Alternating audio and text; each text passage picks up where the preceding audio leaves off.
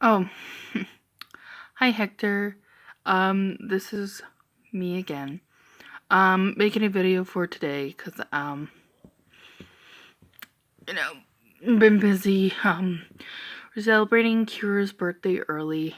So my mom made a pineapple upside down cake. We got some ice cream. Um, they're watching Stranger Things downstairs. I've already seen it and I was watching some of it, but I don't want to watch it right now, so I am not gonna be down there for that. But I wanted to talk about what you had mentioned last night. Um, I think I think that was really awesome of you to be able to speak openly about how you've had some experience with it, that you haven't. It wasn't like you were like conjuring up some spirits or anything like that, but you've had moments where you have made contact not because you actually wanted to, but because they wanted to. I just wanted to say that I've had a couple of experiences, and I have known people who've had experiences with them, and it's kind of hard because in order to not be constantly scared every time I see something, I usually try to rationalize it. The thing is, I do believe it, but I do find that it's really rare for it to happen, and that if it happens to you a lot, there must be a part of you that is very open to it, and that is the reason why. But I think typically a lot of people are closed off from it because they haven't had an experience, so they just believe, okay, if I haven't had an experience, then it must not exist. But I don't believe that to be the case, because there are many things that you cannot see or touch or, you know, be able to use sometimes your senses to know that it exists. But then there's a way that somehow where it ends up being explained, and then you find out, I had no idea that existed. Like, if you think about there's this, it's not really a trick, but some people call it a trick, but it's actually, if you know science and stuff like that, you can understand like how it's proven and whatnot. But you take an egg and say you take a jar, okay? And it's a hard-boiled egg, okay? Not a raw egg. You take a hard-boiled egg that is peeled and you try and put it in the top of this like jar that has a tiny hole, okay?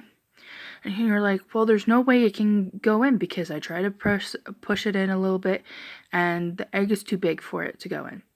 So the egg can't go in because of that, and that's that.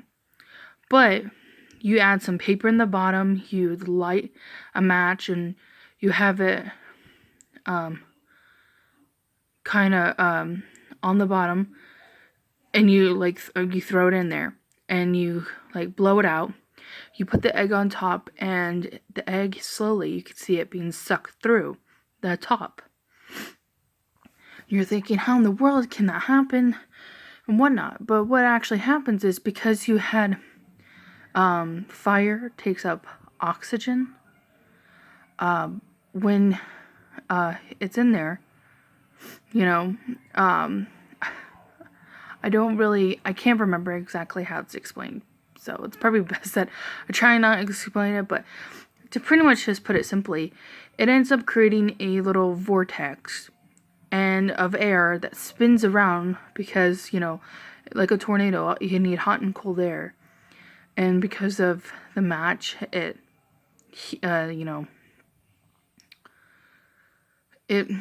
created some heat. So mixing that and whatever, it ended up creating like a vortex, okay? And that's how it was sucked in. It was like a vacuum. And so the egg that couldn't go in before now could. And it's just like moments like that where like you don't really see the vortex, but you know that when you do that and that, the egg is being able to be sucked through. But then eventually they were able to explain it and people were able to know. And then, with technology and other stuff. Now, I do believe it is true, but I don't think it happens as often.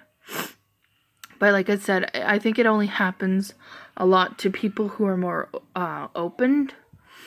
I don't know how, maybe intuitively or what, but people who experience it more tend to be, there's something in them that is more opened. So they're able to see it more. For me, I'm kind of skeptical about it because I don't want to get, focus on it and think like, oh, I saw something from the corner of my eye. It must be a spirit. It has to be. Sometimes it's just my hair, or sometimes it's just because I was looking really fast and I was blinking, and then that was why it was dark, because it was just when my eyes were closed and I opened them. It's just part of my eye that was being closed off that area. So it looked like something. I don't know. I try to explain it away. But like I was saying, it really, I try to explain it because I don't want to obsess over it, because I feel that it can be really dangerous if you try to obsess over it, and because then that can invite bad things, and I don't want that.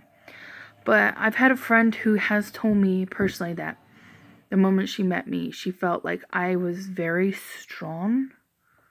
And I was like, really? And she goes, yeah. Like, I could tell because I told her some stories, which I'll tell you in a moment. And I'll make another video. So I'll make a part 2 of this. But she told me that she could feel that I was very strong. And that, it made sense why this thing that came after me was scared of me and ran. So I'm gonna make a part 2 of this, and then I'll kind of explain a little bit about my experiences, and I look forward to hearing yours.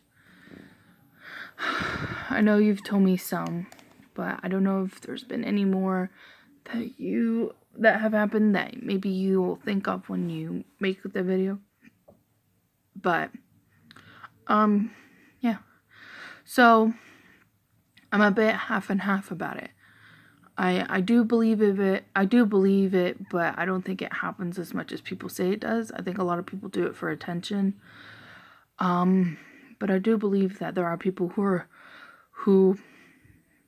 are more open to that side, and so they tend to experience it more. But I don't think everybody experiences it all the time.